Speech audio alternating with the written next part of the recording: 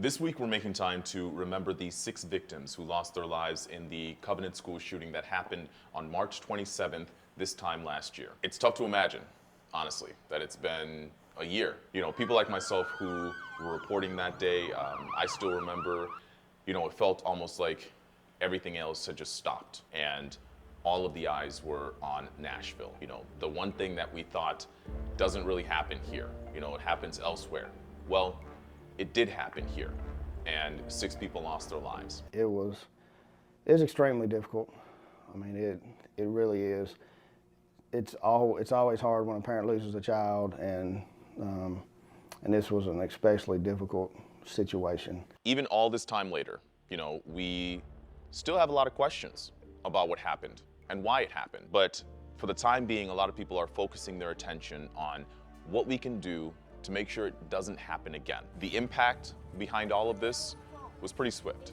You know, we saw a great shift in social change. People wanting to do more about gun reform, people wanting to address the issue that many lawmakers have more or less put on the back burner for several years. I just want to do my part to show that we need to make changes, and change is not easy, but life has changed. We have these groups called, you know, Voices for a Safer Tennessee. These groups came out of what happened at the Covenant School shooting, and now they're still demanding answers. We have to keep the conversation going day after day, month after month, and honestly, year after year.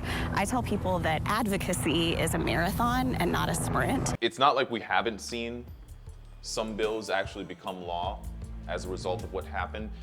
You know, Governor Lee just signed a new bill a couple of weeks ago that would require schools to come up with some sort of plan when a fire alarm is pulled so they can distinguish what sort of threat they may be facing. You know, we have these groups that are, you know, on this 1-year anniversary that are coming back and basically saying, no, we still want to talk about this. It's no longer, you know, you can no longer say it's too soon. Now's the time to take action. Absolutely. They've heard all of the thoughts and prayers. They've heard all of these messages. They've seen the tweets. They've seen the messages from the governor. They've seen all of these different things. What they haven't seen is any sort of change that makes them feel comfortable about sending their kids back to school, knowing that guns could perhaps still land in the hands of people who aren't mentally stable enough to own them or possess them. We think that something needs to be done on the side of firearms, and you just you could just feel the room change. It was not a subject they wanted to discuss. It certainly didn't seem like it. As meetings have progressed, it has gotten better and more conversation is happening. Baby steps in memory of Evelyn Dickhouse and the others who lost their lives. It's not guaranteed that we see much movement when it comes to gun reform in this legislative session, but as far as schools are concerned, school vouchers, I said this before, probably one of the most divisive topics in this legislative session right now, and it's one of the things it's taken a lot of the lawmakers' attention at this point. For example, I did a TikTok live just the other day, and one of the first questions that we got, what can you tell me about why lawmakers don't want to listen to their constituents about school vouchers? And that was a tough question to answer, but I answered anyway. Here's the thing, it's a interesting dynamic that we have going on right now. Now, to be clear, all proposals feature providing roughly 20,000 scholarships to let public school students transfer into private schools. We think it's important. But the Senate version has some accountability measures for those who take the scholarship and would allow public school students to enroll in any public school. There's a lot in here that I hope our Senate colleagues will support. The House version has a laundry list of add-ons, including reduced testing for public school students, increases in state contributions to teacher insurance policies, and more. Hopefully they'll agree with the House version and want to pass that. If you couldn't already tell, both chambers think they have the better bill, but only one version can prevail. We have communities that typically vote for conservative lawmakers asking why their conservative lawmaker is not siding with them on this issue, but instead with the conservative governor. Part of the reason might be the fact that there's a lot of pressure on these lawmakers. News Channel 5's Phil Williams is sharing a secret recording where he says Republican lawmakers are being pressured into voting for Governor Lee's new school voucher plan. Has Americans for Prosperity threatened you? Well, I mean, I don't know. What do you think, Phil? Well, I have a recording where you were talking to Americans for Prosperity and someone who was in the room with you recorded it. Can I play that for you? Yeah, sure, Phil. We're going all in on this. I can't protect you if you ain't on the right side of this. Do what? I said I can't protect you if you're not on the right side of this. Well, I am not going to be for it, so I hope you don't come after me. And that was a threat. You did take that as a threat? I did. Absolutely take it as a threat. I've heard complaints from members that they felt threatened by you. I am a strong, independent woman with red hair. What can I say? So that was Tori Venable. She's the state director for Americans for Prosperity. And in the video, you could see she's front row, right? Here are these lawmakers who are deciding, where this school voucher plan moves next. And her group are front row. She's winking at the camera. Give us your best wink, Levi. Huh? Give us your best wink. This wasn't a normal wink. We heard from Representative Todd Warner from Marshall County. So he's the one who Tori Venable was talking to in the recording. I mean, it's essentially saying, do what we say or we'll find someone who will. Yeah, I credit Representative Warner for speaking out about this because he said the reason he's not for this voucher plan is because it could effectively take money from public schools and send it to private schools, right? Because the money for schools follows children. And if the children are moving to different schools, well then these public schools may lose out on funding. He told all his constituents before, back in 2020, he's like, I'm not going to vote for anything that's going to take money away from public schools. Now he's in the position where he's actually going to have to make good on that promise. And I'm going to stand on my word. Have you threatened members?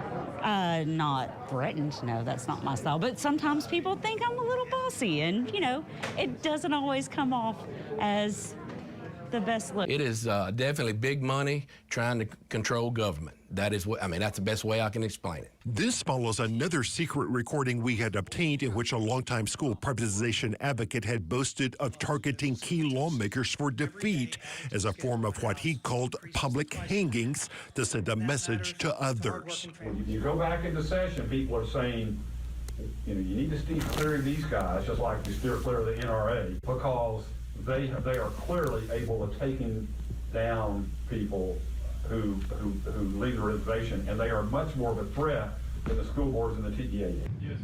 Haston votes yes. But when the votes were counted in this committee, Representative Warner. No. Warner votes no. Warner stood up to Americans for Prosperity as well as House Republican leadership who seemed determined to ram the school voucher bill through this session of the legislature. You are voting the way you think your district wants you to vote. Yes, sir. Do you feel like Speaker Sexton and Republican leadership is standing with you? Well, let me tell you, Phil, I'm not leadership's and I didn't come down here to vote for leadership. I came down here to represent the people of the 92nd District and the people of this great state. I'm not going to fall to my knees to stand for leadership.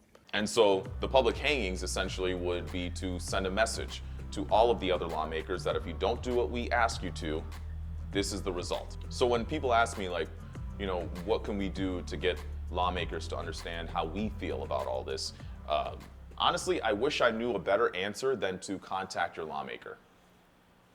I wish there was a better answer. Maybe there is, I don't know. It's just some of these communities are saying they're having a hard time just reaching their lawmakers at a time when this would be the time to hear from them. I'm open to suggestions. The former Laverne police officer who was involved in a sex scandal with several of her colleagues has just settled her lawsuit with the city for $500,000. So last year we told you about Megan Hall. She is the former Laverne police officer who was a part of an investigation.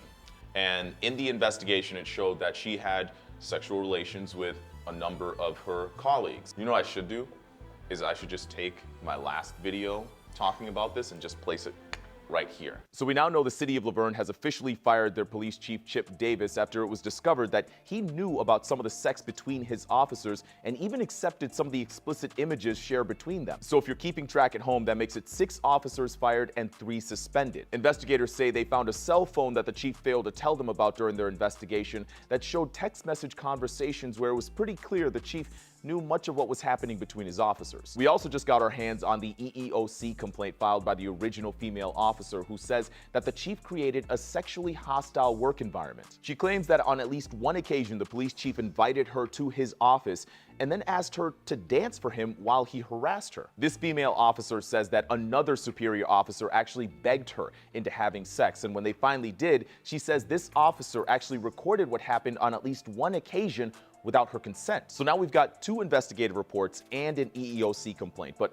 I want to make sure and mention that this original female officer said that she made these claims during her initial investigation, but that Chief Davis actually kept some of that information out of his report. We've done a few videos on this, mainly because there was one revelation after another with each investigation that happened. The first investigation talked about how Megan Hall was involved with all of these officers. When investigators asked each of these officers, turns out some of them lied about how involved they were with Megan Hall. When our colleague News Channel 5's Nick Bears asked Megan Hall, when he finally had an opportunity to talk to her, she said that she was coerced into having sex with some of her superiors. She said that she felt she had no choice. No woman should ever have to endure this type of abuse. What happened to me during my employment at La Vergne's police department, it should never happen to anyone. Hall's attorneys Wesley Clark and Sarah Mansfield hope this $500,000 settlement sends a message that such conduct anywhere will not be tolerated. And I think for Megan and for other females in a male-dominated industry, it's an unmitigated victory for her and others. There is no admission of liability by the city, but they did agree that Megan would be paid $500,000. Are you satisfied with the settlement? Absolutely. This was her decision. You know, she wanted to put this in the past and move forward with her life. Yeah, I think a lot of people are like, $500,000, that's a ton of money, and it is a lot of money. But, you know, on the flip side of that, this person's reputation is tarnished forever. So that's where my mind goes, right? And it's been there since the story first broke. What does this person do next? What does Megan Hall do next? I don't know. Have you tried Googling your name?